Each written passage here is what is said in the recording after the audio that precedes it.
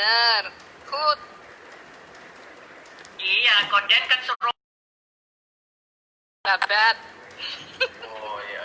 AC nih AC. Oh ya. Ya. Wah, Bu Rizka udah masuk. Dari dulu sudah kelihatan kok talentanya Koden seksi kerohanian. Siap. Sudah siap, Pak? Belum. Ntar Siapa? lagi. Sudah berapa orang gabung? Udah berapa orang gabung? Bu Rizka. Erik, udah berapa orang gabung, Rik? 54, Pi.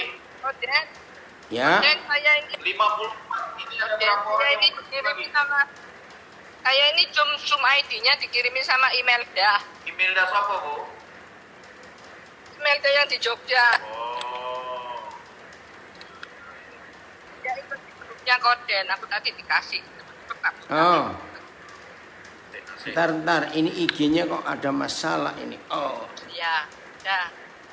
Siap. Bu Rizka 1 menit dong, bersaksi dong. Ya sayang. Saksi. Ya. Aduh, saksi belum siap. Nanti ya kalau lain kali. Siapa saya kalau instan gini? Gak apa-apa, Bu. Loh, sama Tuhan itu kan selamanya ada mujizat-mujizat setiap hari, Bu Ripka.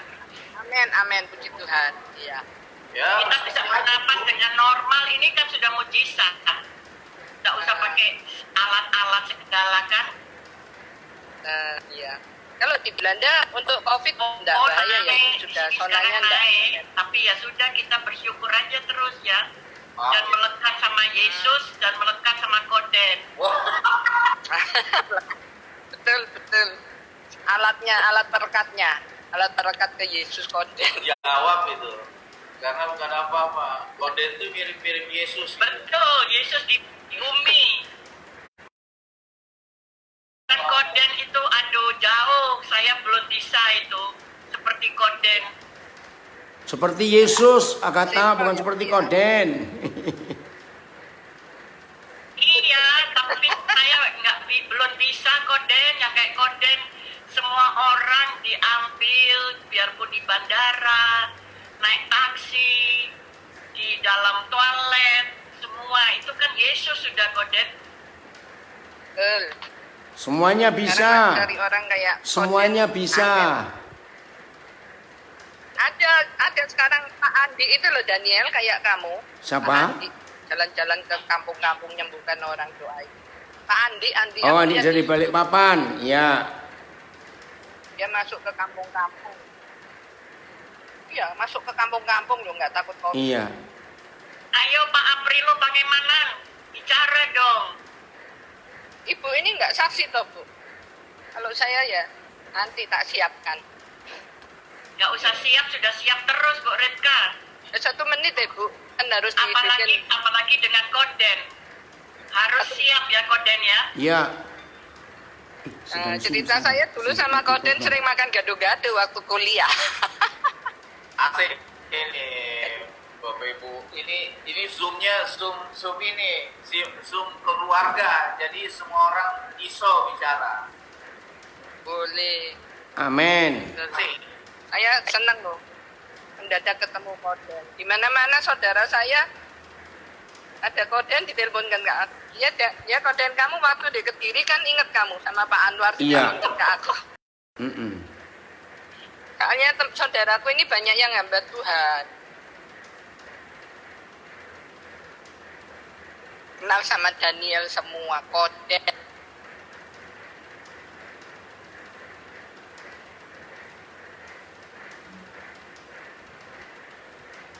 Ntar ya, masih terakhir ini IG-nya sekarang. IG-nya. Oke.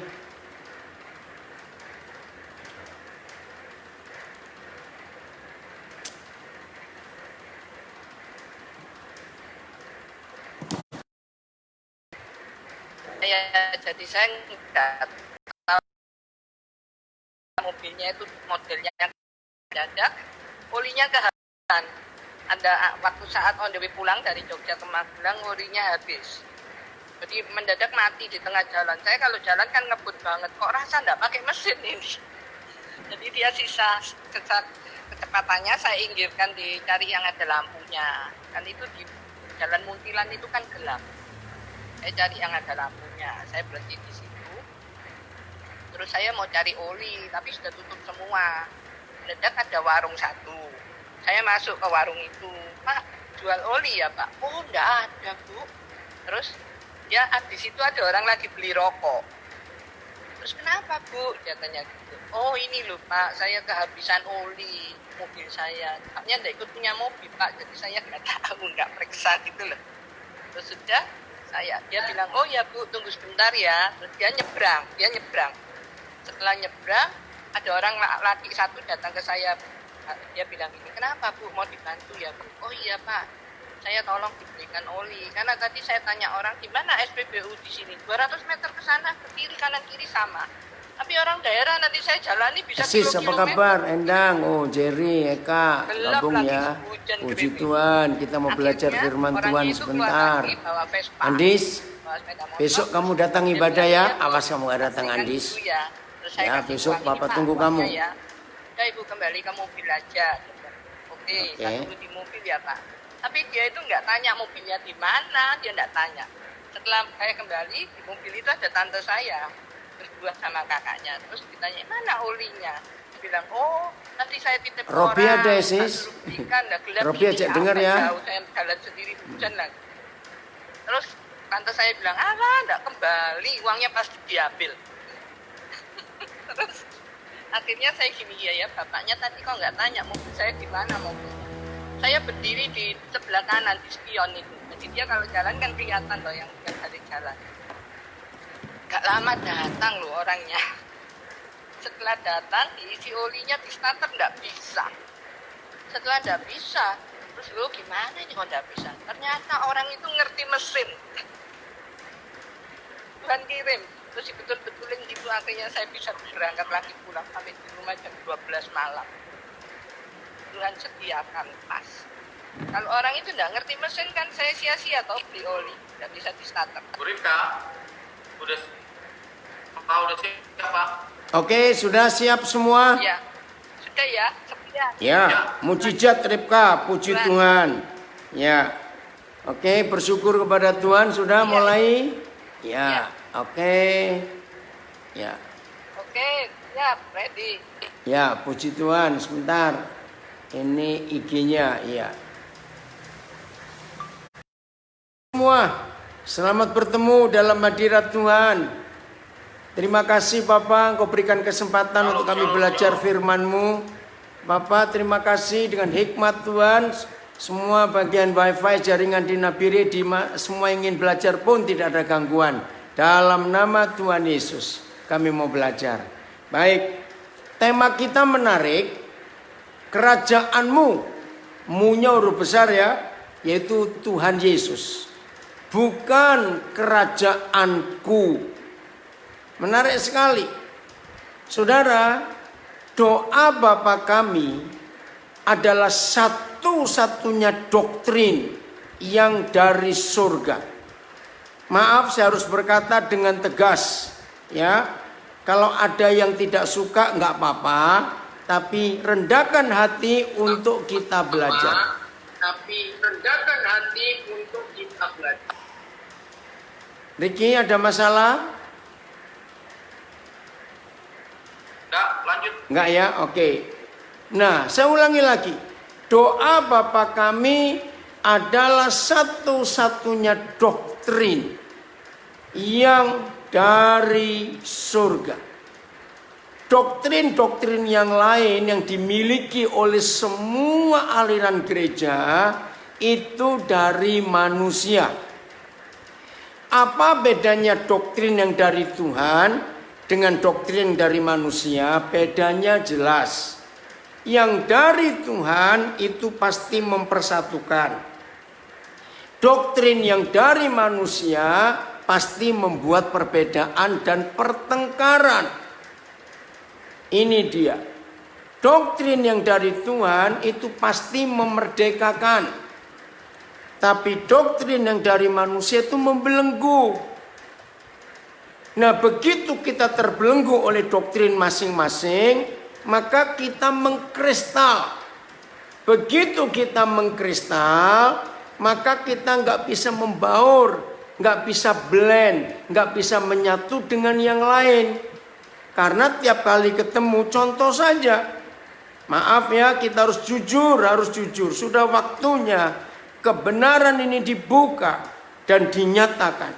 Karena sudah 2000 tahun gereja mengalami kekacauan yang luar biasa. Contoh konkret, kalau ada orang Pantai Kosta bertemu dengan orang Katolik, begitu kenalan, oh saudara orang Kristen juga. Dari gereja mana? Saya Pantai Kosta. Oh, Pantai Kosta. Pasti yang Katolik ngomong begitu. Tahu nggak nada? Oh. Begitu pula Baptis ketemu Pantai Kosta. Ya, Katolik ketemu Protestan. Ya, Protestan ketemu Advent. Maaf saudara, bahkan sampai hari ini masih terjadi yang Armenian, yang Calvinis, yang apalagi. Nah saudara, kita nggak bahas masalah itu. Terlalu buang-buang waktu, terlalu buang-buang energi. Ya, ayo hari ini kita belajar doktrin yang dari Tuhan, yaitu doa Bapa kami. Doa Bapa kami ini unik. Nggak ada orang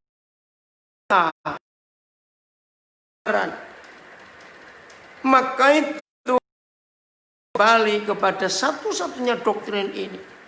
Yang pertama kita belajar, ya, urutannya Bapa kami yang di dalam surga. Jadi kalau saudara bertemu orang yang beda doktrin, Pantai Kosta, Protestan, Advent, Baptis, ya Katolik semuanya, tapi masih mengakui Papa kita itu di surga, ya sudah, berarti kita satu, anak dari Papa yang sama. Dikuduskanmu, bukan dikuduskanlah sinode kami, maaf, bukan dikuduskan doktrin kami, tidak namanya. Nah, datanglah kerajaanmu. Saudara, ini doktrin yang luar biasa. Gampang kok untuk melihat ini. Selama kerajaan surga belum bisa datang ke bumi, perhatikan, maka kerajaan neraka yang berkuasa di bumi. Mari kita jujur dengan rendah hati. Sehebat-hebatnya doktrin gereja kita masing-masing,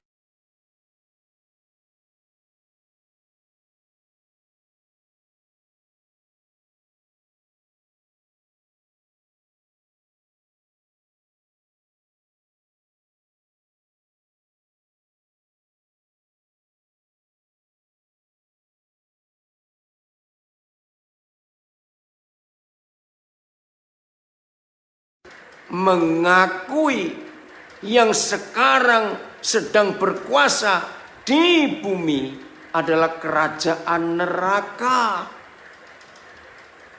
Kok bisa? Kalimat saya langsung lanjut, ya, nanti saya kembali. Dari mana saya bisa berkata kerajaan neraka masih berkuasa? Dari dua permintaan di bagian tengah doa Bapa kami. Tolong perhatikan. Berikanlah kepada kami pada hari ini makanan kami yang secukupnya. Saudara, ini universal. Semua manusia di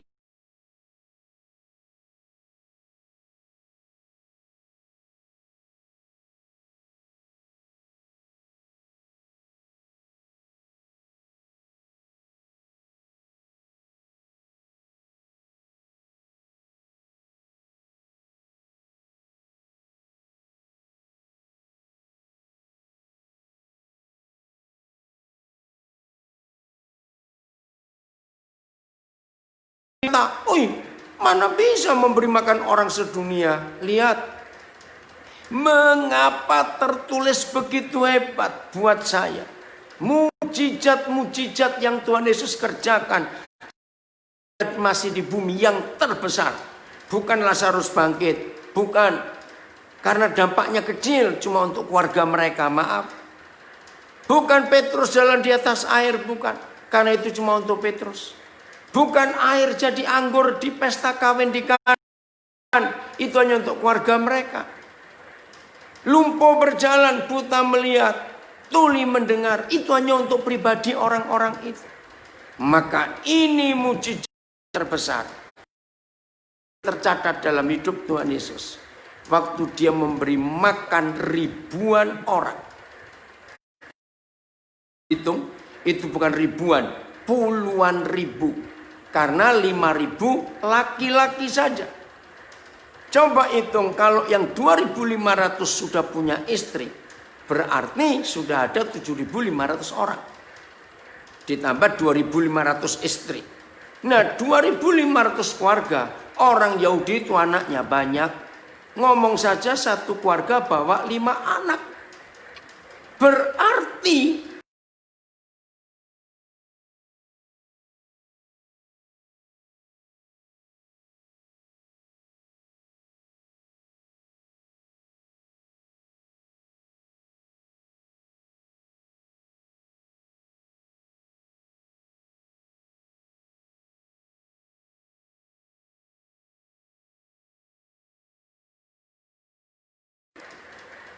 dari mana? Nah, saudara, mari hari ini kita melihat ketika kerajaan surga nyata di bumi, kerajaanmu, bukan kerajaanku, maka nggak ada orang lapar lagi di bumi.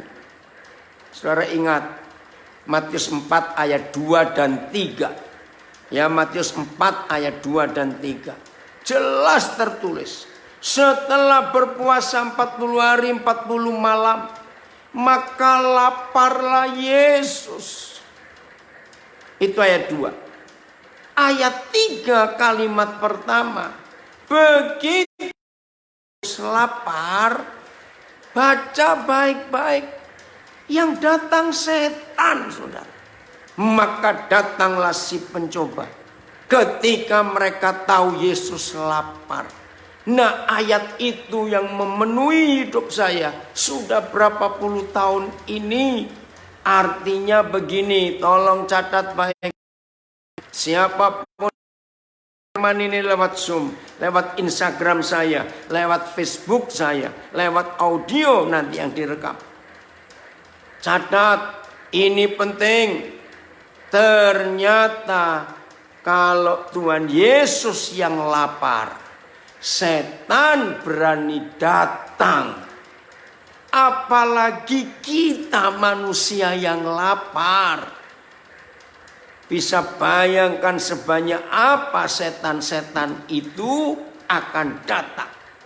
Maka kesimpulan saya, selama gereja belum berhasil meniadakan kelaparan di bumi, terserah mau buka sekolah teologi, mau buka gedung gereja besar, silakan.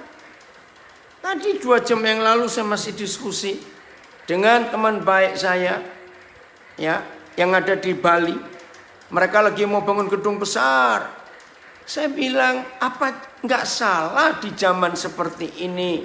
Jawabannya ya karena sudah terlanjur dibangun, harus diselesaikan. Ya, saya sarankan lebih baik jangan cuma dipakai untuk minggu kebaktian saja, ya, buat yang lain-lain. Ya, dalam minggu ini, ya, saya punya komunitas bersama beberapa saudara dan sebagian anggota komunitas itu ada di acara kita ini, yaitu komunitas Sungai Kehidupan. Bagus sekali. Ya, komunitas Sungai Kehidupan punya visi dari Tuhan dalam minggu ini, ya, sejak Senin yang lalu. Ya, mencari gedung-gedung gereja yang kecil-kecil, yang di daerah-daerah pinggiran kota atau di daerah yang bukan daerah kaya atau di desa-desa. Buat anak-anak Tuhan, ya, pengusaha-pengusaha yang diberkati Tuhan di komunitas Sungai Kehidupan ini akan pasang wifi di gedung-gedung gereja yang kecil-kecil itu. Untuk apa? Ya, satu jelas, karena sekarang semuanya pakai Zoom, ya, belajar, ya, pakai online. dengar khotbah semuanya, nah supaya hamba Tuhan dan jemaat bisa belajar. Tapi yang kedua, karena belajar sekolah penerus online, maka di dalam gereja itu ada wifi, lalu anak-anak tetangga yang gak Kristen sekalipun diundang datang pakai wifi gratis. Bahkan ada beberapa saudara mulai mikir disediakan handphone atau tablet, tapi gak boleh dibawa pulang, hanya untuk dalam gereja. Berkembang, lalu ada yang punya ide, kalau gitu siangnya kita kasih makan siang anak-anak itu. Saya usul, siapkan tikar, kalau mereka capek nggak usah pulang, tidur aja di situ. Wah, luar biasa. Lalu anak-anak muda gereja menjadi tutornya yang mengajar anak-anak. Jadi gedung gereja nggak mubazir di masa COVID-19 ini. Keren nggak? Nah, itu gereja. Makan itu nggak cuma untuk perut, mata kita. Membaca buku itu makanan mata. Telinga kita juga bisa lapar, haus dengar, beritakan firman. Betul, pikiran kita juga lapar. Maka beri pengetahuan, isi dengan kebenaran. Oh, banyak lagi yang lain. Lapar itu nggak cuma untuk perut. Maka itu gereja harus buat itu. Lalu yang kedua, permintaan dari doa Bapa kami, lihat setelah berikanlah kepada kami makanan kami secukupnya. Jadi dengan kerajaanmu yang nyata, bukan kerajaanku, maka kita harus yakin tidak boleh ada orang lapar lagi di sekitar kita, supaya setannya pergi semua balik ke neraka sana. Yang kedua setelah itu, keren, ampunilah kesalahan kami seperti kami mengampuni orang bersalah kepada kami. Jadi di mana kerajaan neraka itu nyata, maka terjadi dendam, kebencian dan pembunuhan karena tidak mengampuni. Ini doktrin yang luar biasa. Dan janganlah bawa kami ke dalam pencobaan. Lepaskanlah kami dari yang jahat. Jadi selama kerajaan nyata di bumi, datanglah kerajaanmu, maka si pencoba terus akan mengganggu manusia. Lalu karena engkaulah yang kuasa, kemuliaan, kerajaan sampai selama-lamanya. Saudara perhatikan ini. Datanglah kerajaanmu. Jadi di dunia ini tidak ada kelompok satupun kecuali kita gerejanya yang diberi mandat, diberi tugas untuk memindahkan surga ke bumi dengan segera. Karena kalau tidak, kerajaan neraka yang muncul. Nah, ini bukti. Maka itu sudahlah, kita nggak usah sibuk dengan doktrin-doktrin yang lain, malah capek. Tapi ayo kita sibuk dengan kebenaran doktrin surgawi. Oke, yaitu doa Bapa kami. Wah, luar biasa kalau itu kita kerjakan dalam hidup kita. Nah, balik. Datanglah kerajaanmu, bukan ku. Jadilah kehendakmu. Nah, saudara, di antara doktrin doa Bapa kami, maka kunci utamanya kalimat ini, jadilah kehendakmu. Kuncinya. Yang lain nggak akan terjadi. Ya, sebelum saudara dan saya menaklukkan, menyerahkan, mengkudeta kehendakku ini. Suami istri rajin bertengkar karena masing-masing menuntut. Kamu nuruti aku, nggak bisa. Kamu yang nuruti aku. Nah, ketika suami istri saling ngotot, tidak mau menyerahkan kehendaknya untuk anak, maka rumah tangga itu jadi hancur. Perhatikan. Ketika suami istri ngotot, lakukan kehendakku, nggak bisa, lakukan kehendak. Nah, saudara, di saat itu juga anak-anak jadi korban. Maka itu kalau sampai masing-masing kita bisa menaklukkan kehendak kita, kehendakku, bukanmu, maka setan itu nggak ada. Maka itu tercatat dalam kitab suci, dalam 4 Injil, satu-satunya pergumulan Tuhan Yesus. Dia nggak punya 2 pergumulan, 3 pergumulan, satu-satunya pergumulan Tuhan Yesus. Aku yang jadi Bapa, tapi kehendakmu. Saudara bayangkan, Tuhan Yesus saja bergumul seperti itu. Apalagi kita. Nah, jadi kuncinya, sebelum saudara dan saya bisa mengkudeta, atau kata kudeta, coup d'etat, itu bahasa Prancis, meruntuhkan kekuasaan yang sedang berkuasa dan mengizinkan kekuasaan lain. Jadi sebelum saudara dan saya bisa mengkudeta aku dalam hidup ini, maka sampai kapanpun kerajaanmu tidak akan terjadi. Dan itu pasti kerajaanku yang terjadi. Saya ulangi, doa Bapa kami kuncinya pada jadilah kehendakmu. Jadi musuh terbesar kita bukan di kuburan itu, di pohon besar itu, di tempat itu. Nah, maka itu kalau ada orang Kristen yang sok hebat, kerjaannya keliling kemana-mana bawa kencorotan, baik itu minyak, katanya minyak urapan atau anggur perjamuan, kemana-mana terus mencorotin apa-apa, setan tuh malah tertawa, saudara. Kok ada orang segoblok itu ya? Masa kami disemprotin minyak dan air anggur? Maaf kalau setannya ngomong, nggak laku buat setan. Terus lagi pakai banner lagi, dikipas-kipas begitu. Mana setan takut, goblok? Maaf saya berkata. Di sini kita melihat, ternyata setannya ada di hati kita sendiri. Saya ulangi, setannya ada di hati kita. Ini musuh terbesar. Jadilah kehendakmu, bukan kehendak. Nah, kalau sekarang ini semua kita yang ikut mendengar pelajaran ini sudah bisa menaklukkan kehendakku, ya saya selesai, saya nggak usah ngajar lagi. Menang sudah. Jadi masalahnya di kehendakku ini. Dalam komunitas ada pertengkaran karena kehendakku yang kita paksakan. Lihat aja Yakobus 3 ayat 16. Sebab di mana ada iri hati dan mementingkan diri sendiri, ku mementingkan diri sendiri. Ditulis Yakobus 3:16. Di situ pertengkaran dan segala macam perbuatan jahat. Wih, ngeri sekali.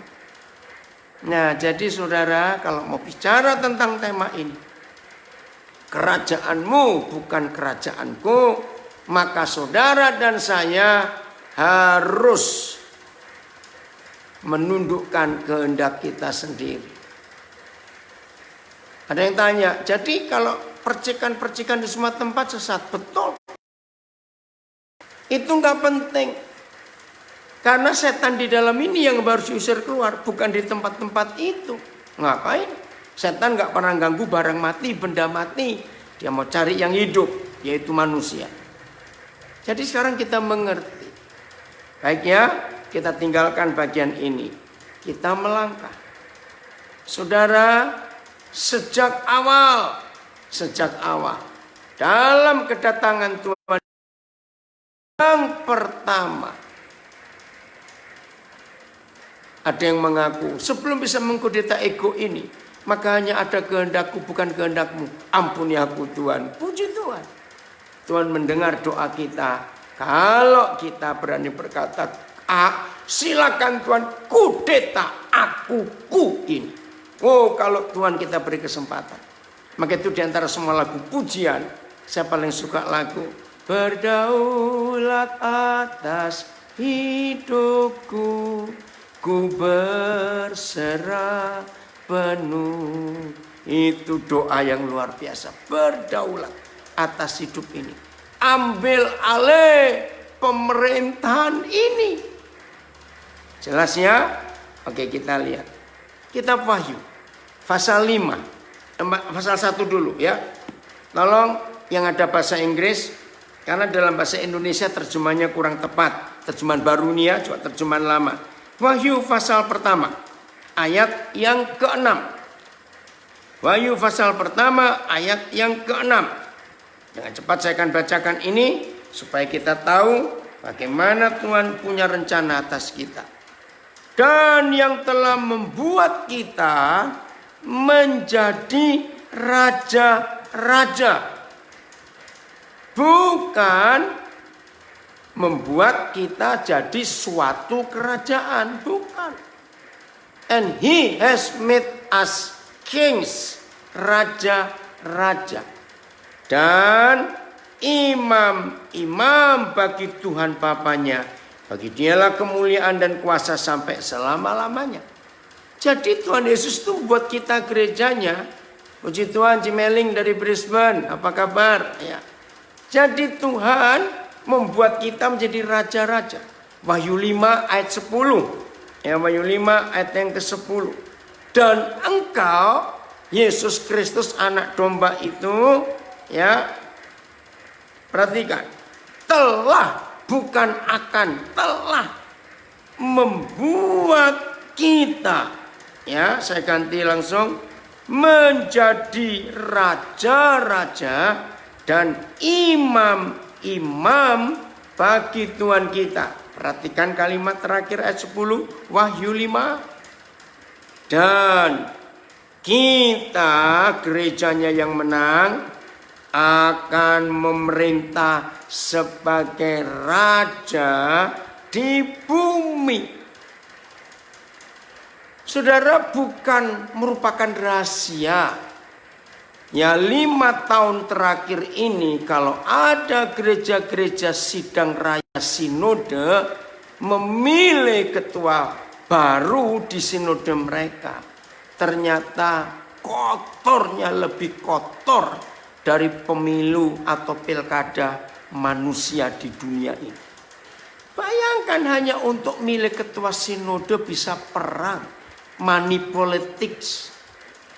Nah, orang-orang goblok seperti itu, mereka lupa bahwa saudara dan saya, kita semua ditetapkan untuk menjadi raja-raja di bumi.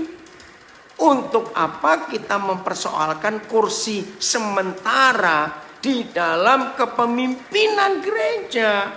Nggak penting. Coba perhatikan ini, kita ini akan memerintah sebagai raja di bumi. Nggak main-main. Wahyu 11 ayat 15. Wahyu 11 ayat 15. Lalu malaikat yang ketujuh meniup sangkakalanya. Wah, ini nah, betul. Terima kasih Bu Agatha. And you have made them bukan kingdom ya. Coba terjemahan yang lain. Ya, saudara, ini yang kita harus tahu. Bahwa Tuhan kita itu nggak main-main dengan rencana kekalnya. Ayat 15 Wahyu 11. Lalu malaikat yang ketujuh meniup sangkakalanya. Dan terdengarlah suara-suara nyaring di dalam surga, katanya, pemerintahan atas dunia. Wih, keren. Pemerintahan atas dunia oleh Tuhan kita, dan dia yang diurapinya, dan ia akan memerintah sebagai raja sampai selama-lamanya. Ini yang luar biasa, dan banyak lagi ayat lain soal kerajaan Tuhan, ya, royal race ya. Coba cari yang New Living Translation ya, atau New King James. Ya, Agatha kalau mau bahasa Inggris, ya. Oke. Kita lanjut. Jadi kerinduan Tuhan atas dunia ini bukan kita mendirikan gedung-gedung gereja yang megah, bukan. Tapi pemerintahnya di muka bumi ini. Nah, kalau dia memerintah, dia nggak mau memerintah sendiri, dia ngajak kita. Oke, saya mau tunjukkan. Nah, ini dia ya. coba lagi tayangkan supaya kita semua baca. Ya. Oh ya, Stefanus, terima kasih. And thou made them kings and priests to our God. Oke, sekarang kita lihat Lukas 12 ayat 22. Lukas 12 ayat 22.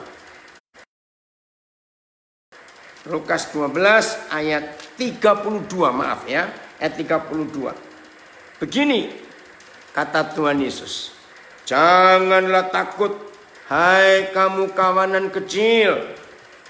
Karena, kenapa kita nggak boleh takut? Karena ya,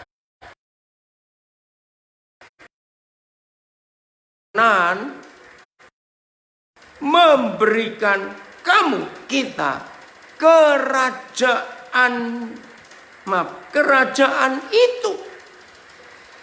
Saudara, ini luar biasa.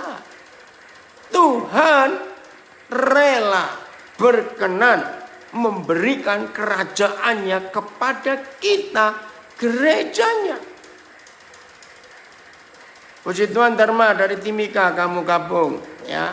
Belajar firman ini luar biasa, saudara. Ini sungguh-sungguh janji Tuhan yang hebat. Diberi kerajaannya, lu jangan macam-macam. Pemerintahnya diberikan kepada kita. Ini Lukas 12 ayat 32. Sekarang Lukas 22 ayat 29. Lukas 22 ayat 29. Dan aku, kata Tuhan Yesus kepada kita, teman sekerjanya, kepada kita gerejanya ini, dan aku, kata Tuhan Yesus, menentukan ya hak kerajaan bagi kita, bagi kamu. Sebesar apa, sekuat apa, sehebat apa hak-hak kerajaan yang Tuhan berikan kepada kita, nggak main-main, saudara. Maka itu mulai hari ini jangan sibuk dengan posisi yang dibuat oleh lembaga manusia. Kalau saudara dan saya sudah dapat janji, ada posisi yang ditawarkan oleh, yang diberikan oleh raja segala raja. Ngerti nggak kalimat ini? Untuk apa kita berebut posisi dalam organisasi? Nggak perlu. Oke? Sebesar apa? Sehebat apa hak-hak kerajaan yang Tuhan beri kepada kita? Wow, Papa engkau luar biasa. Terima kasih. Siapa kami yang Papa percayakan? Saudara lihat Lukas 22 ayat 29. Saya ulangi lagi. Dan aku, Yesus Kristus Raja segala raja, menentukan hak kerajaan bagi kamu. Sama seperti Bapakku, menentukannya bagiku. Sama seperti yang Bapa tentukan hak itu kepada Tuhan Yesus. Berarti renungkan posisi otoritas kita, kedaulatan pemerintahan kerajaan yang diberikan kepada kita. Tolong perhatikan, sama dengan yang Bapa berikan kepada Tuhan Yesus. Saudara perhatikan ini. Maka itu saya ulangi lagi. Kalau masih ada di antara hamba-hamba Tuhan rebutan posisi, ketua daerah, majelis daerah, ya badan pekerja daerah, sinode, itu orang goblok, saudara, maaf. Karena Papa memberikan kita janji yang luar biasa ini.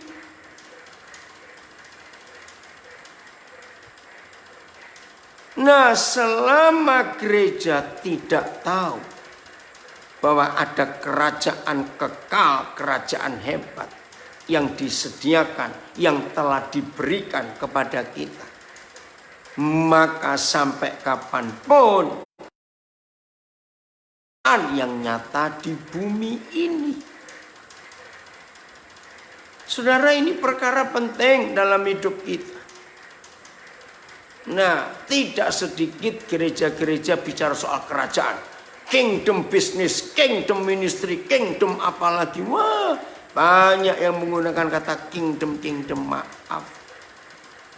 Tapi di dalamnya ribut, pertengkaran terjadi. Kingdom apaan? Jelas ya?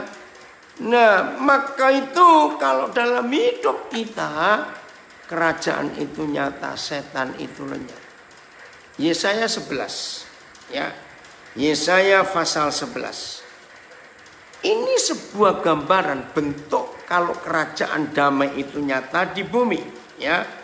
Yesaya pasal 11 mulai ayat yang pertama. Ya. Yesaya 11 mulai ayat yang pertama. Saudara perhatikan apa judulnya di pasal ini.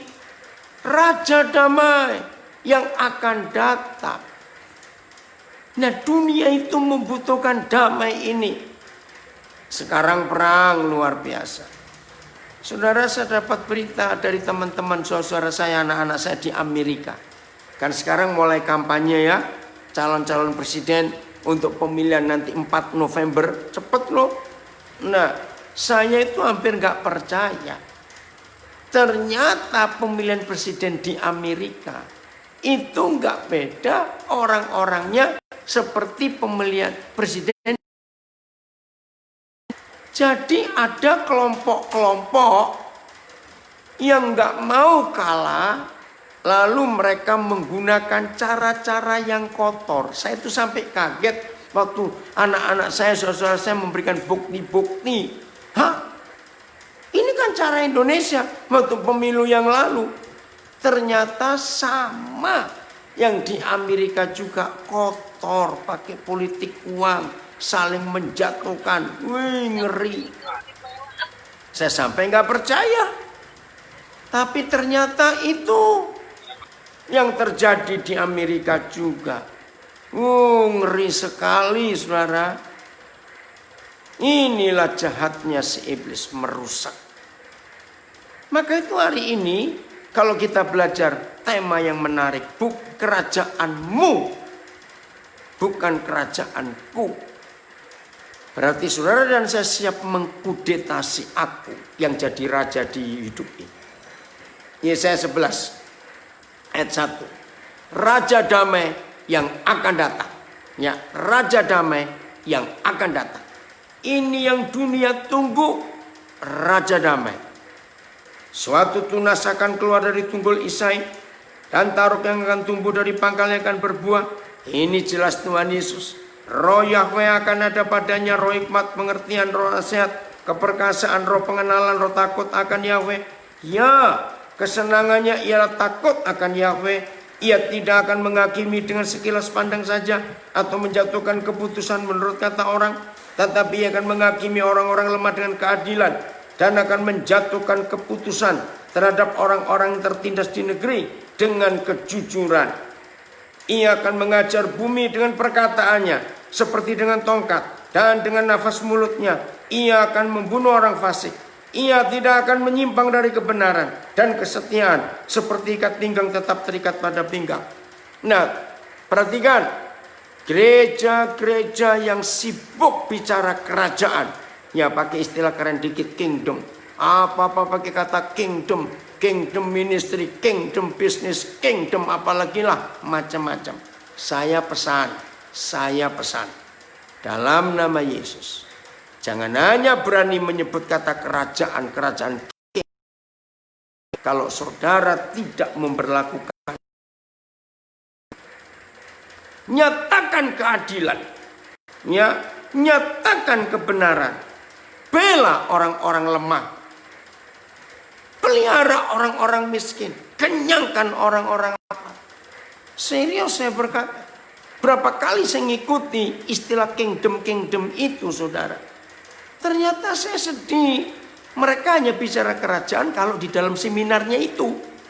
Tapi dalam praktek hidup mereka nggak buat. Maaf, bukan saya menghakimi. Bagaimana kita mengangkat anak-anak yang tertindas, orang-orang miskin, anak-anak kecil nggak punya orang tua, dan banyak lagi. Ini yang dimaksud kingdom itu. Ayo, ya nanti saya akan lihat ke Yeremia. Saya lanjut dulu, masih Yesaya 11. Apa yang terjadi kalau kerajaan damai itu sudah nyata? Kalau kita sebagai gereja sudah menyatakan pelayanan kerajaan itu, ayat 6. Serigala akan tinggal bersama domba, dan macan tutul akan berbaring di samping kambing. Saudara perhatikan, serigala dengan domba, macan tutul dengan kambing. Bisa harmonis, bisa rukun, bisa bahagia, bisa berbaring bersama-sama, bisa main. Anak lembu dan anak singa akan makan rumput bersama-sama, dan seorang anak kecil akan menggiringnya. Inilah bukti kalau kerajaanmu sudah nyata di bumi lewat doktrin doa Bapa Kami. Nggak ada perang lagi. Binatang-binatang buas karnivora berubah jadi makan rumput, jadi vegetarian istilahnya. Mereka bisa berdamai. Yang tadinya bukankah kambing itu, kambing itu makanan macan tutul? Kok bisa berdamai? Bukankah serigala itu makanannya adalah domba? Ternyata anak lembu, anak singa. Ayat 7. Lembu dan beruang akan sama-sama makan rumput, dan anaknya akan sama-sama berbaring, sedang singa akan makan jerami seperti lembu. Terjadi pertobatan, keharmonisan, kebahagiaan, perdamaian di bumi. Nah saudara, siapa binatang-binatang ini? 99 sekian persen, hampir semua negara di dunia simbolnya itu binatang, simbol negaranya. Betul? Belanda itu singa, Indonesia itu burung garuda. Masing-masing negara punya simbol dan itu binatang. Jadi ini menunjukkan begitu Raja Damai nyata di bumi, maka bumi ini aman. Perdamaian terjadi. Terus ayat 8. Anak yang menyusu akan bermain-main dekat liang ular tedung, dan anak yang cerai susu akan mengulurkan tangannya ke sarang ular beludak. Jadi ular aja bertobat.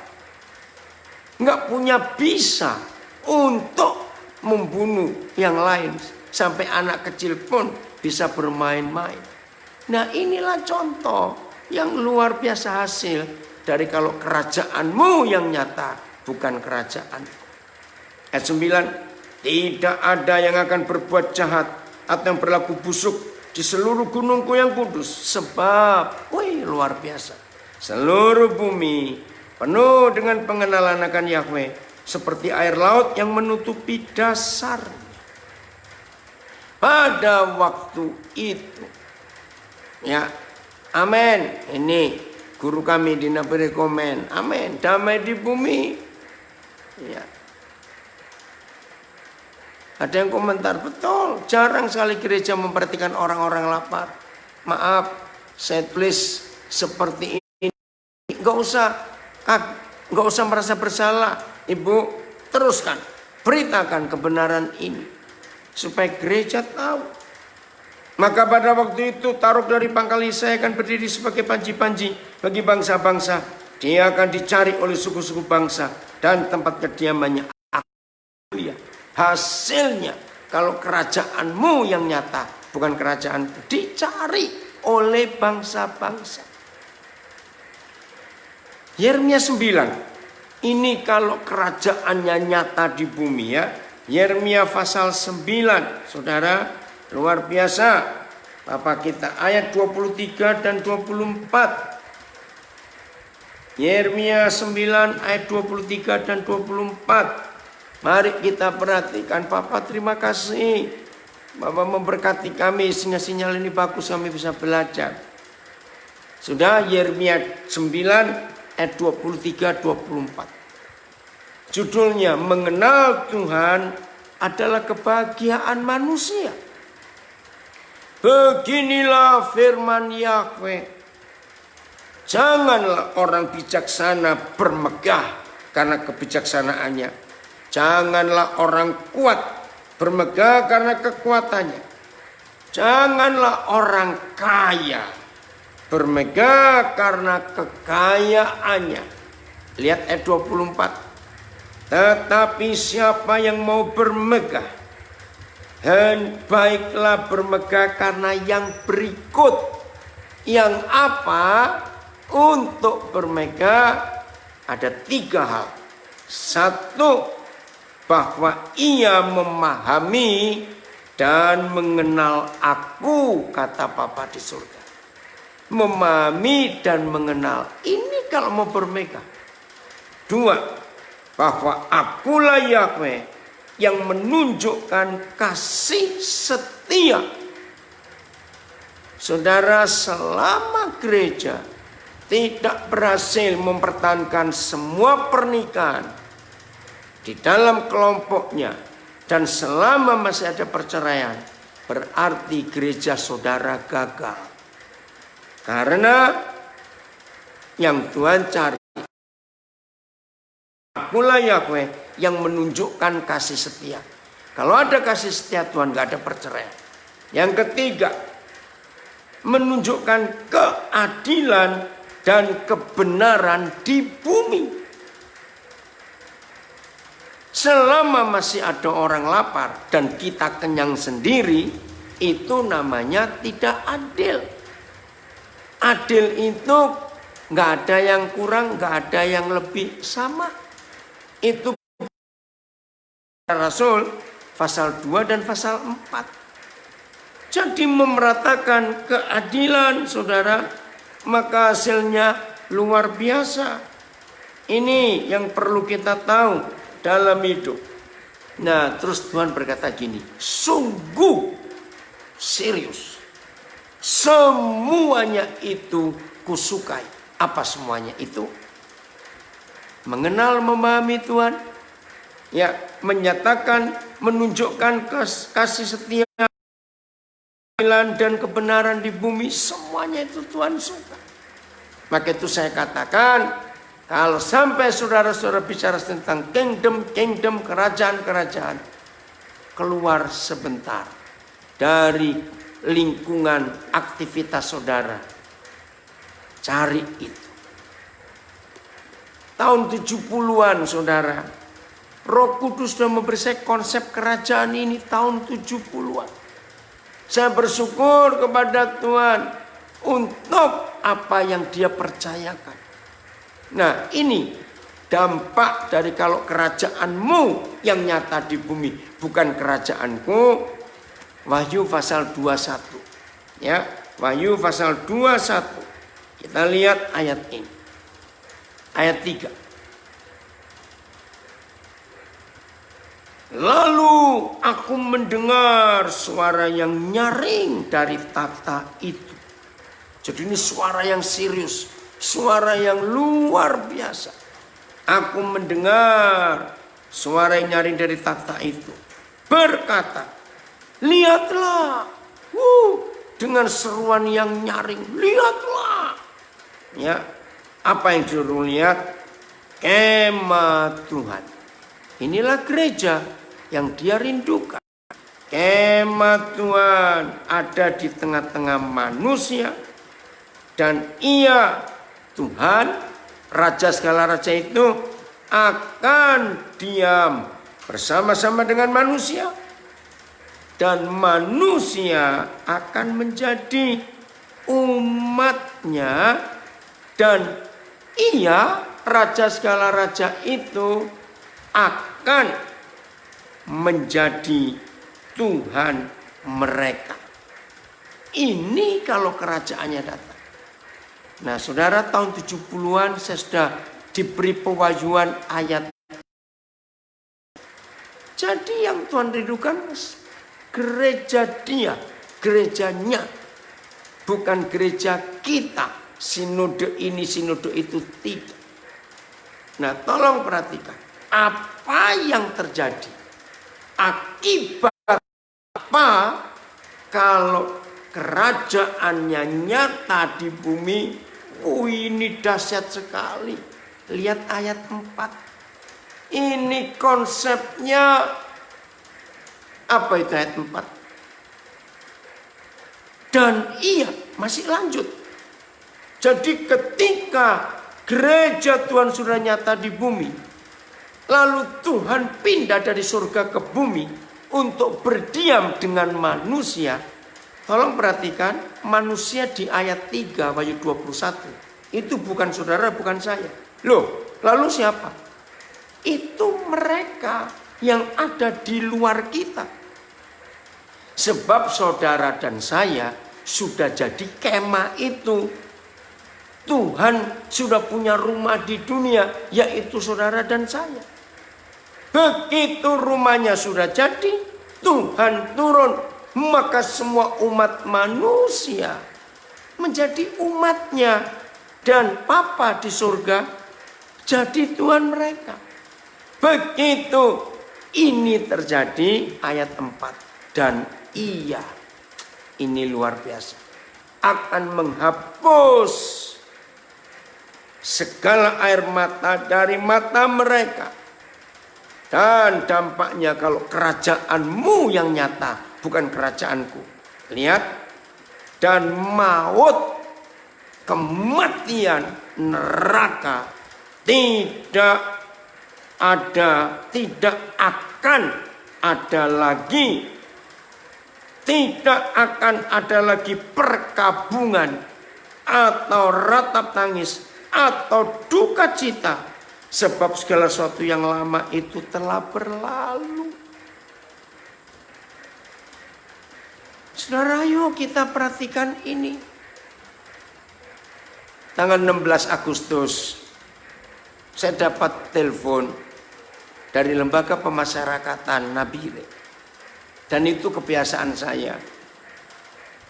Beritanya, Pak, ada satu yang akan lulus.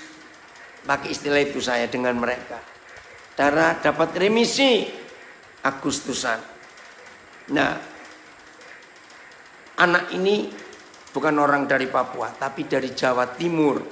Jadi di sini dia nggak punya siapa-siapa. Maka itu petugas tahu tentang saya. Ya udah, jam berapa nanti? 18-nya bebas. Nggak apa-apa Pak, nanti kami.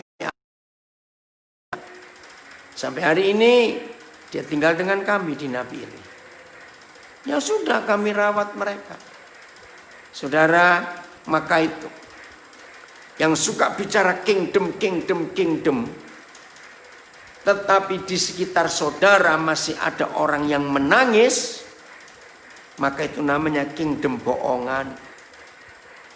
Sebab di mana ada kerajaanmu, bukan kerajaanku, maka semua orang yang ada di sekitar saudara dan di sekitar saya, mereka nggak akan menangis lagi.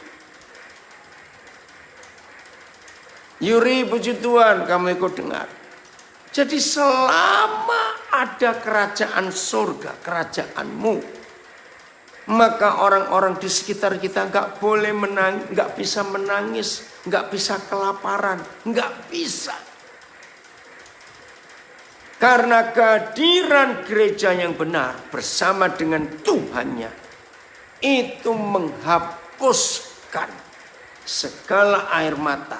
Perkabungan tidak ada lagi, duka cita tidak ada lagi. Wih, luar biasa.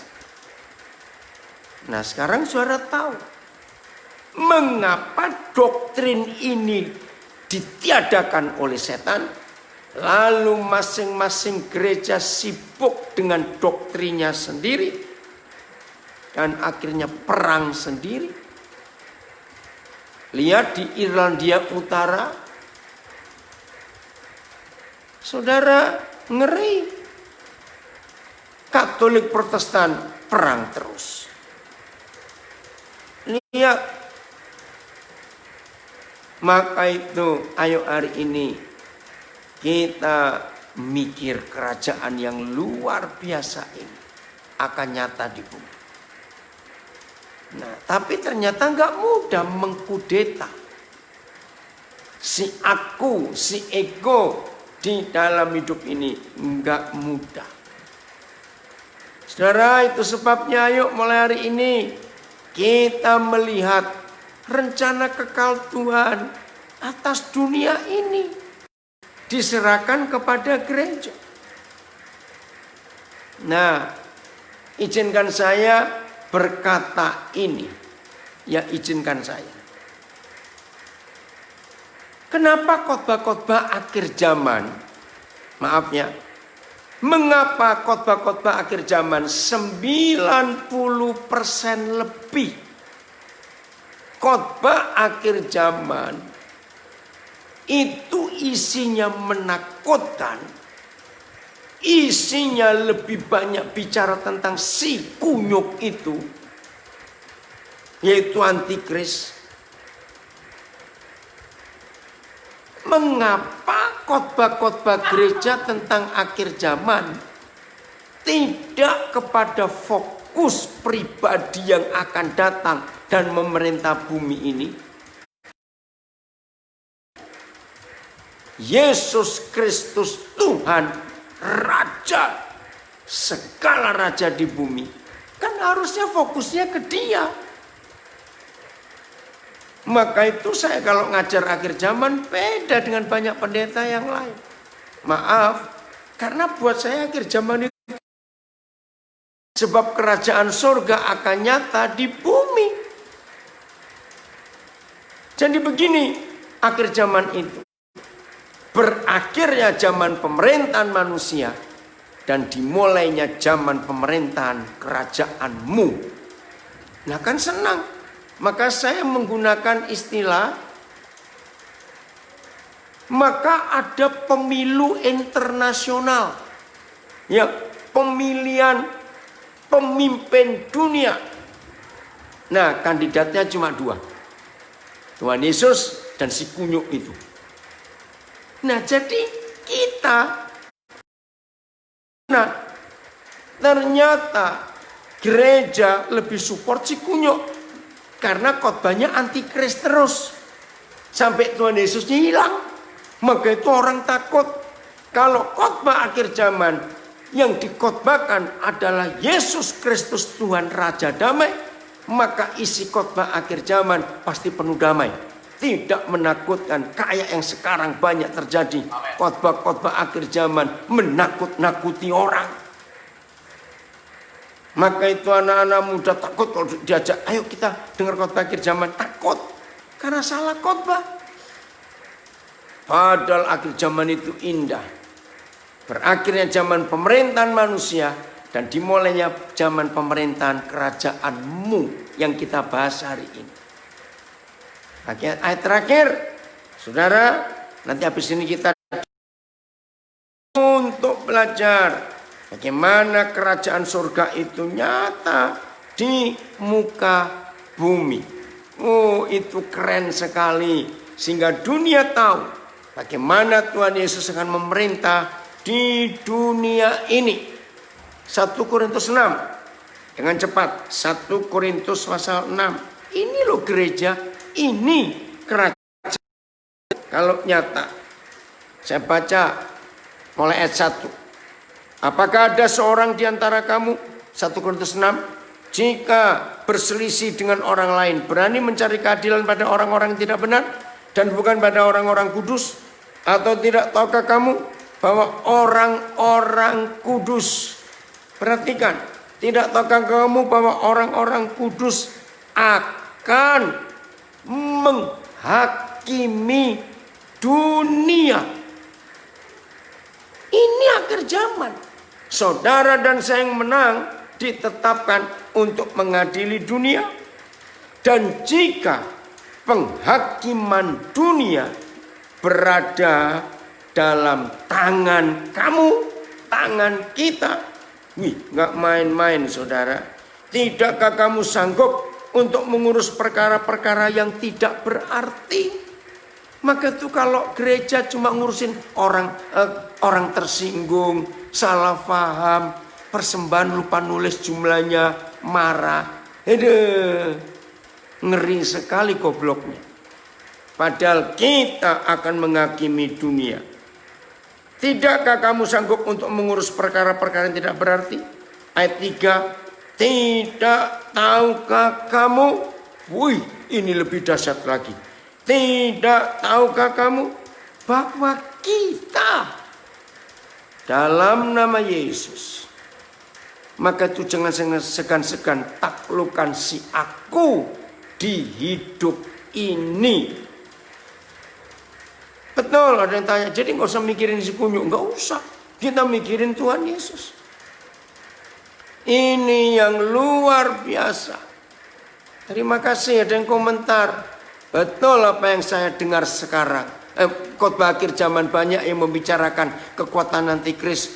Baru ini saya dengar khotbah yang punya pengharapan yang indah di akhir zaman. Ayat 3 saudara. Tidak tahukah kamu bahwa kita akan menghakimi malaikat-malaikat? Siapa yang dimaksud? Setan-setan itu. Loh, baru tahu nggak? Bahwa saudara dan saya, kalau kerajaanmu yang nyata, maka saudara dan saya akan menghakimi setan-setan itu. Menghakimi malaikat-malaikat itu. Jadi apalagi perkara-perkara biasa dalam hidup kita sehari-hari. Wah, kecil.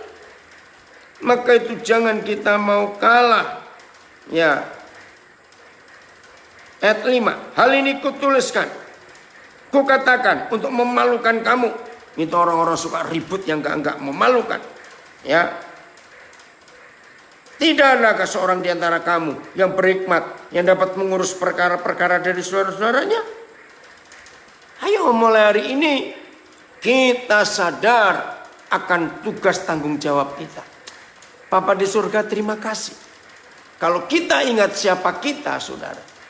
Latar belakang kita yang bengkok-bengkok, yang rusak begini. Tiba-tiba dipercayakan kerajaannya. Ini kan gak main-main.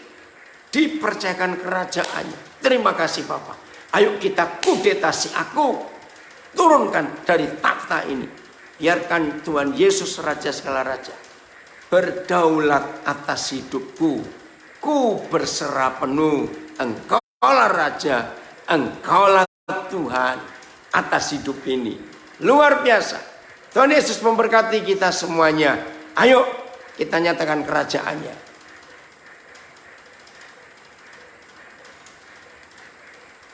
Amin, amin, amin.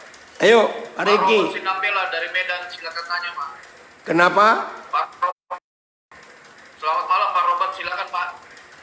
Jadi gimana? Tunggu. Oh, sebentar. Ini IG-nya masih pindahkan posisinya dulu. Maaf. Iya.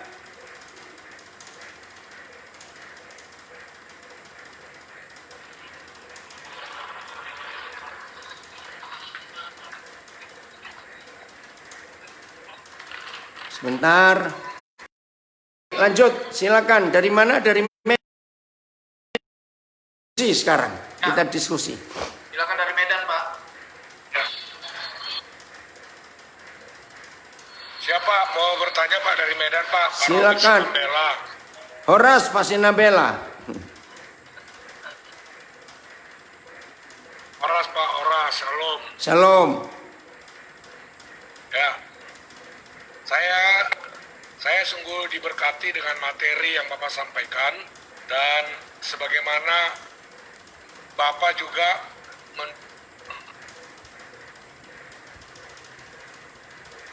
Suaranya Pak. ya, siap Pak, siap. Boleh Pak, sudah masuk Ya, Pak? boleh. Sudah dengar Pak, sudah dengar. Oh ya, terima kasih Pak. Saya sungguh sangat diberkati dengan materi yang sudah Bapak sampaikan, dan Bapak tadi sudah mengulas bagaimana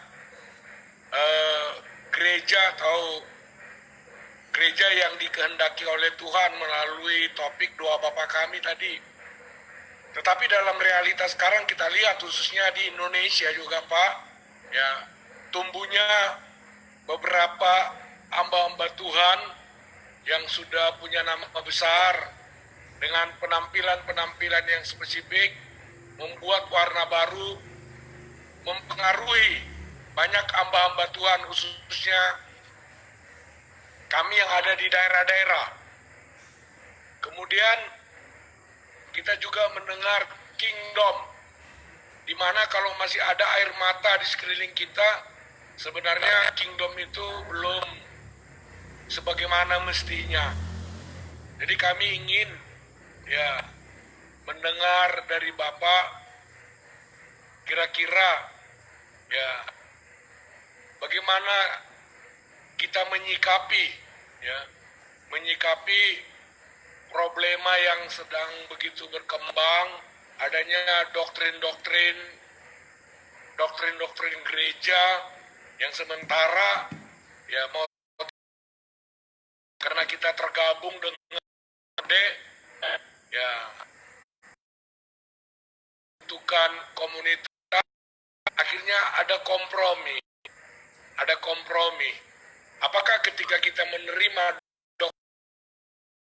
ini kita harus melepaskan doktrin yang ada secara organisasi? Ya. Demikian Pak, Tuhan memberkati. Baik. Negara kita masih negara hukum, jadi kita perlu hukum Pak, lembaga gereja yaitu sinode. Tapi dalam praktek sehari-hari, nah kita pakai hukum surgawi. Jadi hukum gereja, peraturan gereja, sinode kita pakai untuk hidup ya dalam organisasi. Semua urusan organisasi gereja itu hanya untuk Kementerian Agama di Indonesia.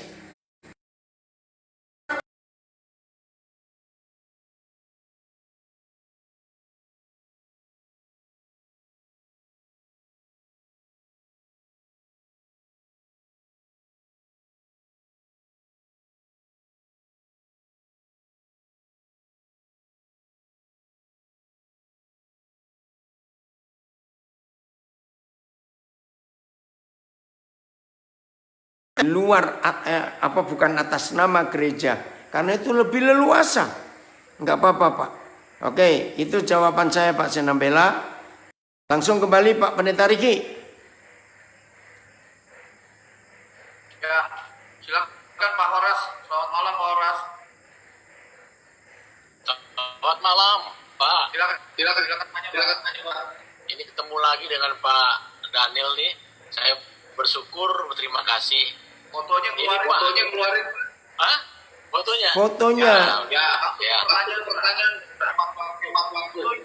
Hanya pendalaman aja Pak Daniel. Pendalaman bagaimana ya maksudnya ya? Silakan Pak. Pendalaman bagaimana ini kurang jelas. Karena Bapak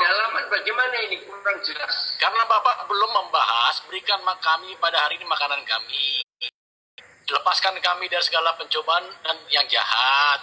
Terus kemudian hal yang terakhir, engkaulah yang punya kerajaan kuasa untuk sampai selama-lamanya. Karena itu masih belum tuntas Pak. Karena itu kan khotbah Tuhan. Berarti Bapak penuh pengurapan nih kalau lagi khotbah lagi membahas ini. Demikian Pak, terima kasih. Ya, gampang sekali Pak. Di sekitar Bapak jangan sampai ada orang lapar. Nah, kita beri makan kepada mereka. Yang kedua, apakah kita sudah mengampuni semua orang yang bersalah kepada kita? Nah, kalau mau pendalaman ya lakukan langsung Pak. Jadi setelah dengar firman ini, ayo kita keluar sebentar. Cari siapa yang lapar ya, kita ajak. Seringkali kita cuma doa ya untuk yang lapar supaya Tuhan berkati. Nah, itu konsep yang salah. Maka itu kalau ada di antara saudara-saudara yang selalu berdoa waktu makan dengan tambahan kata-kata yang cuma di mulut saja. Tuhan berkati orang lapar, orang miskin, janda-janda, anak yatim. Nah, itu doa yang salah. Kenapa? Kalau doa begitu berarti yang berdoa itu mikir di surga itu ada Gojek, ada Gosen atau makanan ke mereka. Nah, itu salah. Kita yang ada makanan, maka kita harus beri. Jadi jangan suruh Tuhan lagi. Nah, ampunilah. Ya, kita nggak boleh punya musuh, harus berdamai. Ya, dan jangan bawa kami pada pencobaan. Nah, di zaman ini COVID-19, jangan sok beriman. Akhirnya mati juga karena COVID-19. Padahal urapannya kenceng. Nah, itu menyerahkan diri kepada pencobaan. Karena kebodohannya sendiri. Sudah dilarang itulah kadang-kadang sok-sok rohani itu tadi, maaf. Kita jangan menyerahkan diri pada pencobaan. Di zaman yang susah seperti ini, jangan ngutang lagi, sulit bayarnya. Cukupkanlah dirimu dengan apa yang ada. Nah, sehingga kita nggak akan kekurangan. Karena ekonomi lagi berat sekali. Yang tadinya belanja sehari harus 200.000. Nah, mulai dalam keadaan COVID-19 ini turunkan. Cukup 30.000, 50.000. Ya, di samping berhemat juga ngurangi makan itu sehat. Kebanyakan makan itu penyakit. Nah, kan gampang untuk hidup ini. Nah, karena engkaulah yang punya kerajaan. Nah, lalu kerajaan kita di mana? Turun kerajaan Tuhan yang nyata, bukan kerajaanku, karena engkaulah yang punya dan selama-lamanya. Kebanggaan kita, kebanggaan, pelayanan turunkan supaya kerajaan Tuhan yang nyata. Oke, Pak Riki lanjut.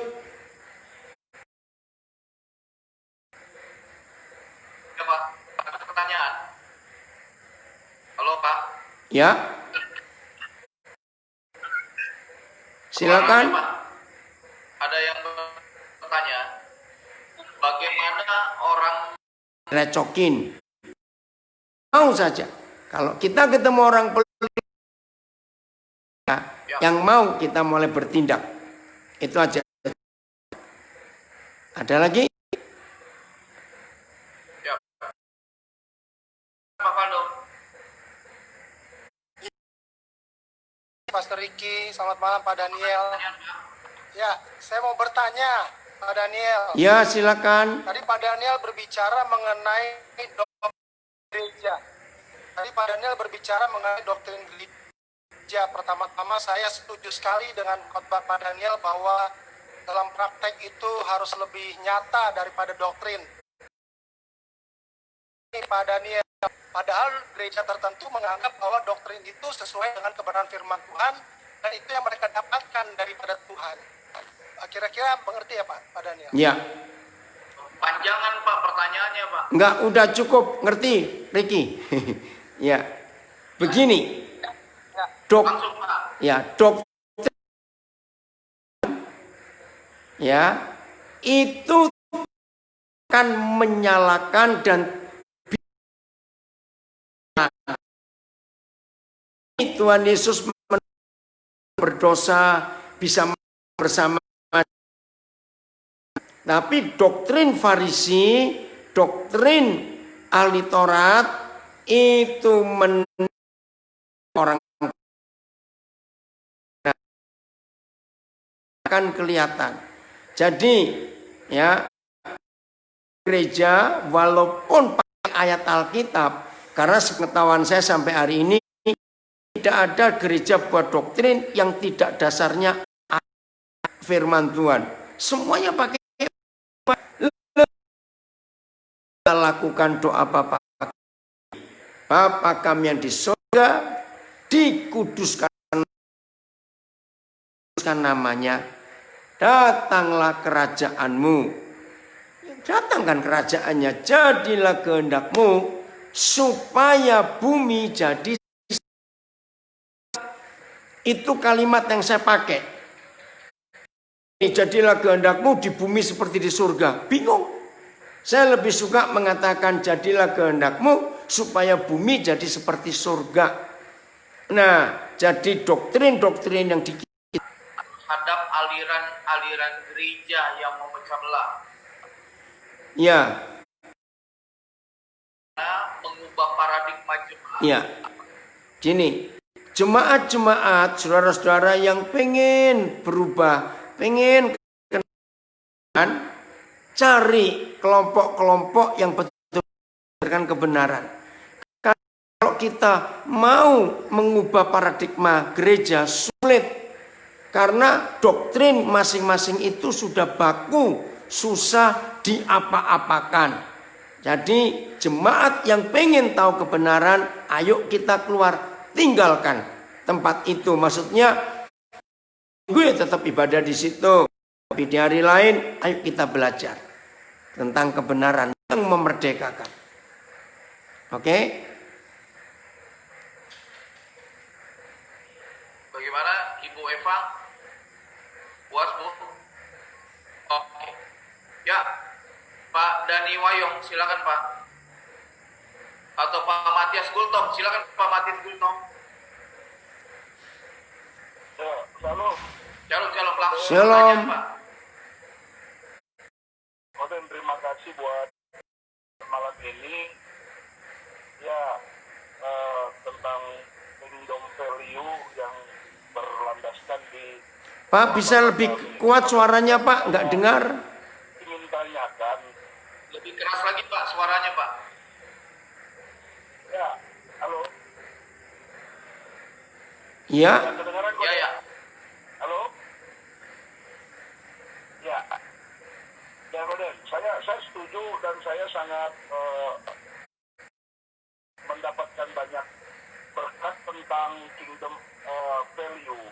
Khususnya memang kalau sedikit saya mengulaskan bahwa Yesus ini banyak mengajarkan tentang hal-hal kerajaan sorga waktu dia ada di muka bumi ini. Bahkan sampai dia waktu bangkit dari kematian, Kisah Rasul pasal pertama ayat ketiga, Yesus di situ menyatakan Iya, soal kerajaannya. Oke.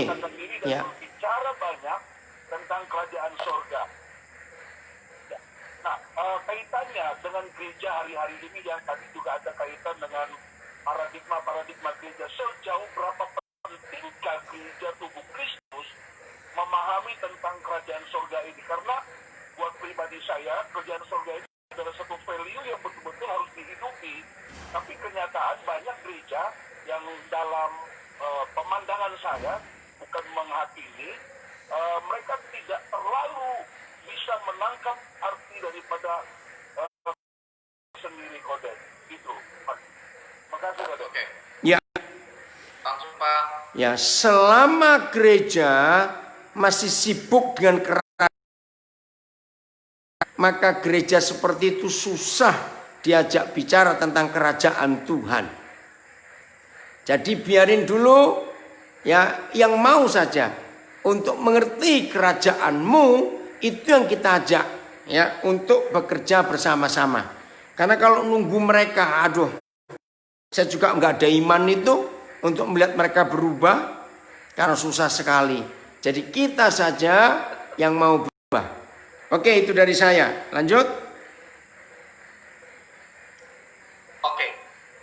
Pak Robert Nanlohi, silakan masuk Pak. Bertanya Pak, langsung ke pertanyaan Pak Robert. Selamat malam. Pak Robert Nanlohi. Ya, selamat malam Arifin. Boleh langsung ke Pak Daniel Pak.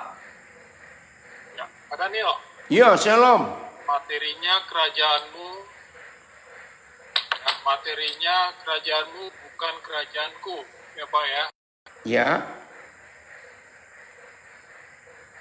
Nah, saya mendengar penjelasan Bapak karena begini, kalau saya mendengarkan suatu pemaparan, kita biasanya punya satu harapan, arahnya mau kemana. Karena pengalaman rohani saya, Bapak kami itu, ketika itu Tuhan sedang melawat saya. Intinya tentang kasih Bapak. Tapi ketika Bapak menjelaskan, Bapak bicara perjalanan misi, berbicara tentang ada hal negatif, sehingga saya bingung Pak. Jadi sebenarnya ketika pemaparan kerajaanmu bukanlah kerajaanku, itu sasarannya mau kemana Pak Daniel? Oke. Ya. Silakan Pak. Sasarannya Pak, kita membuat lapar jadi kenyang, orang yang menangis nggak menangis lagi, orang yang susah kita hiburkan. Itu tujuan doa Bapa kami. Jadi di mana ada kerajaanmu, bukan kerajaanku, maka setan tidak bisa bergerak lagi. Jadi pertengkaran suami istri, masih ada anak-anak lapar, anak-anak dibuang, aborsi, masih ada kejahatan-kejahatan yang lain. Kerajaanmu, kerajaan Tuhan belum nyata di bumi ini. Itu Pak.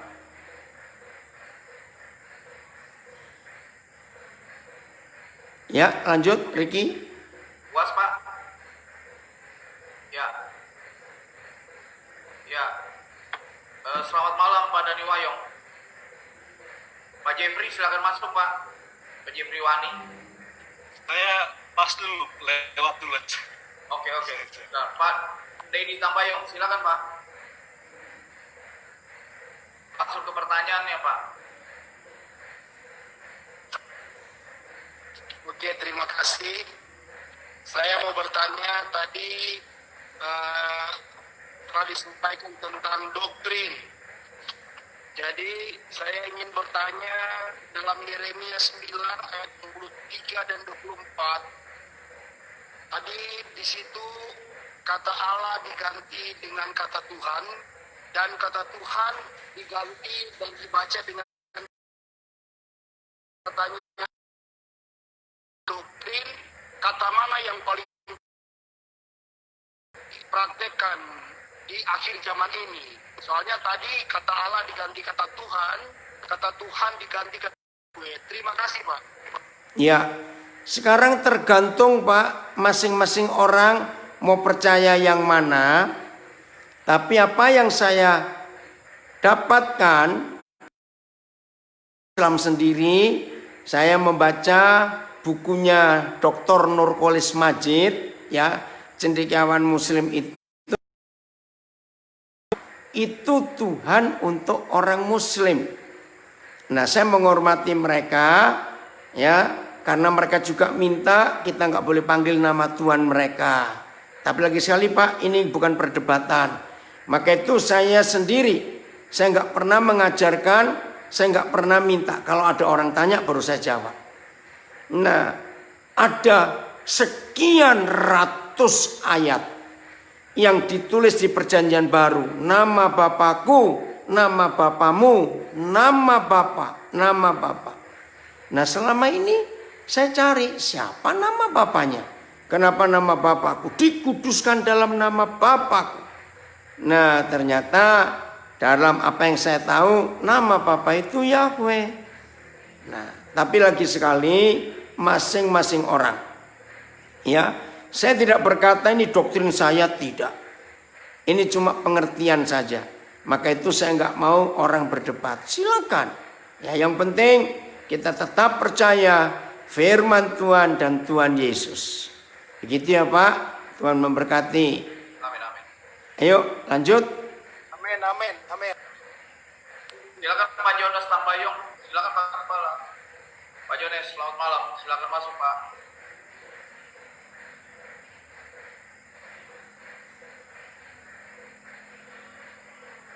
Pak Jonas. Suaranya Pak.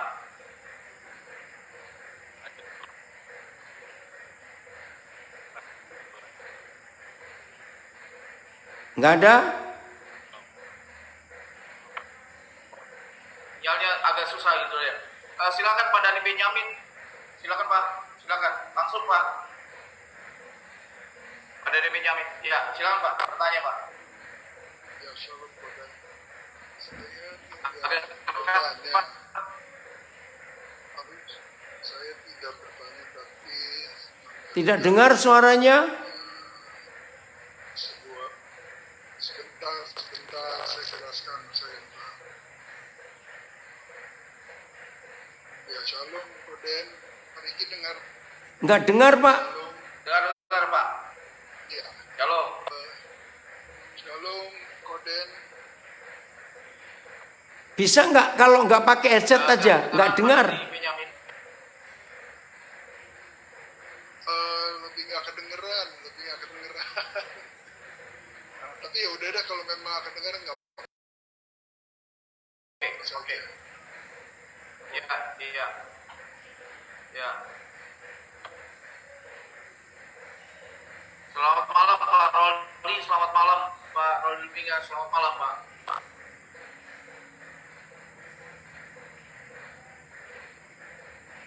Oke, Pak Rian Lontek, silakan Pak. Pak Brilo Pangamanan, langsung Pak. Pak Brilo. Shalom. Halo, langsung ke Pak Daniel Pak. Selamat malam Pak Daniel. Shalom. Memberkati pembahasan malam hari ini. Dan hari itu sementara saya praktekkan dalam pengenalan dan dampaknya luar biasa. Amin. Yang saya mau tanya adalah apakah situasi COVID-19 ini sedang dipakai Tuhan untuk mengarahkan ke apa yang Bapak jelaskan tentang kondisi ini akan mengarah pada bagaimana orang atau gereja dapat memperhatikan yang namanya orang-orang di sekitar sehingga nilai-nilai pada hari-hari ini, ataukah ini sarana musuh untuk menghambat gereja? Mungkin boleh dijelaskan Pak. Ya, Itu aja Pak. betul. Saudara-saudara, kita percaya satu, Tuhan tidak pernah membuat virus ini. Ini jelas dari iblis. Gereja yang benar, Injil yang benar tidak pernah bisa dihambat oleh apapun juga. Sebab Tuhan Yesus sudah berkata, gereja yang dibangun di atas batu karang ini, maka pintu alam maut pun tidak bisa menjatuhkannya. Nah, tapi yang betul seperti Pak Pangemanan tadi katakan, dengan COVID-19 Pak, yang namanya pelayanan itu dimurnikan. Maaf, sebelum COVID-19, mimbar gereja itu tidak beda dengan panggung show. Maka itu kalau sudah hari Jumat, hari Sabtu, para pemusik, para penyanyi, para istri gembala, para pendeta sudah sibuk dengan pakai baju apa, seragam apa, kostum apa. Tidak sedikit istri-istri hamba Tuhan yang keren-keren ya, tentunya maaf jangan tersinggung, datang ibadah bawa sendiri karena harus ditata rambut lagi. Nah, dengan COVID-19 itu semua tidak ada lagi. Pemain musik, pemimpin pujian, singer, semuanya yang di mimbar dimurnikan. Apakah tetap semangat seperti nggak ada COVID? Begitu pula hamba-hamba Tuhan Pak, yang hidup itu untuk melayani, ketahuan dengan bedanya yang untuk hidup. Nah, jadi pemurnian Pak Pangemanan lewat COVID-19 ini, bersyukur kepada Tuhan kita semua dimurnikan. Maka dengan kata lain, yang tadinya kita bisa hura-hura, berpenampilan keren, tapi hari-hari ini, ya puji Tuhan, di beberapa tempat sudah ada yang mulai kebaktian lagi. Ya, tapi yang penting motivasi kita. Ya, jadi itu yang kita bahas hari ini. Daripada sibuk kita hanya untuk mengutamakan kebaktian minggu yang satu kali satu minggu, lebih baik kita sibuk melayani, memberkati banyak orang di sekitar kita. Itu. Ya, silakan kembali.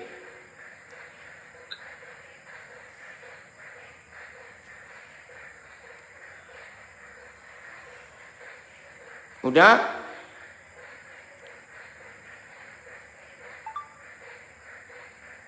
Ada pertanyaan terakhir. Ya, terakhir ya, karena saya harus Apakah masuk ke apakah gereja masih mau berkorban atau tidak buat orang susah? ini pertanyaan atau pernyataan? Pertanyaan. Ya harus. Justru kehadiran gereja untuk memberkati seluruh orang di sekitar kita. Yaitu tadi Wahyu 21 ayat 3 dan 4. Selama masih ada orang yang bisa menangis lagi, berarti gereja gagal. Bahkan saya punya statement sejak tahun 70-an itu, ketika Wahyu 21 ayat 3 dan 4 dibukakan kepada saya, tolong semua saudara mencatat ya. Begini kesimpulannya, termasuk tadi berapa penanya, apa bentuk konkret doa Bapak dengan kalimat ini. Kalau yang mati bunuh diri, maka yang wajib dan patut disalahkan adalah gereja yang paling dekat dengan rumah korban. Ngerti nggak kalimat ini? Saya ulangi lagi. Kalau sampai ada orang yang mati bunuh diri, maka yang wajib dan patut disalahkan. Catat kata ini, wajib dan patut disalahkan adalah orang yang paling dekat dengan rumah korban. Karena selama ternyata nggak tahu kalau di dekat rumahnya ada jalan keluar. Mengerti kalimat ini? Maka itu kalau ada orang susah, ada anak kelaparan, ada istri menderita, ada orang tua terlantar, maka yang wajib dan patut disalahkan adalah gereja yang paling dekat dengan rumah korban. Nah, kata gereja itu bukan gedungnya, organisasinya, ya, tapi orangnya, baik pendetanya, majelisnya, jemaatnya. Nah, itu kita. Jelas ya? Ayo kita semua jadi pelaku firman. Buat kerajaan surga nyata. Oke.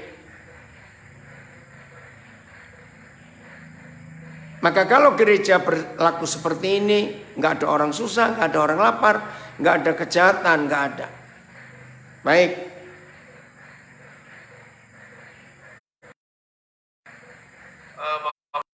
Terima kasih semuanya, dan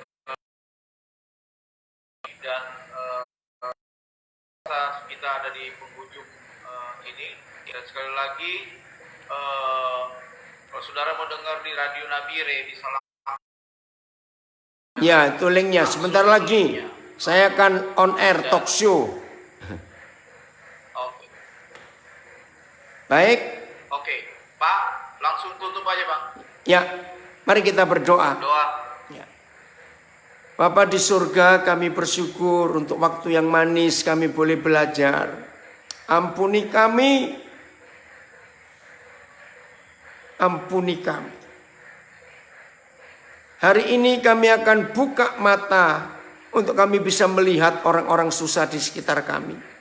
Mulai hari ini kami akan buka telinga untuk mendengar tangisan jeritan orang anak-anak lapar, orang-orang sakit. Mulai hari ini kami akan buka hati kami. Menerima semua orang seperti Tuhan Yesus menerima kami. Kami akan buka dompet kami untuk kami berbagi. Kami akan buka rumah kami untuk menampung mereka yang gak punya rumah. Supaya kerajaan-Mu nyata, bukan kerajaan kami. Tuhan Yesus, kami berkeputusan mulai sekarang. Kami mengkudetasi aku dalam hidup kami. Kami berikan kesempatan Tuhan Yesus berkerajaan di dunia lewat kami. Bapa, terima kasih bahwa Bapa telah berkenan memberikan kerajaan-Mu kepada kami. Dengan pertolongan Roh Kudus kami dimampukan untuk menjadi pelaksana kerajaan ini. Supaya ada keadilan, ada kebenaran, ada kasih setia di bumi.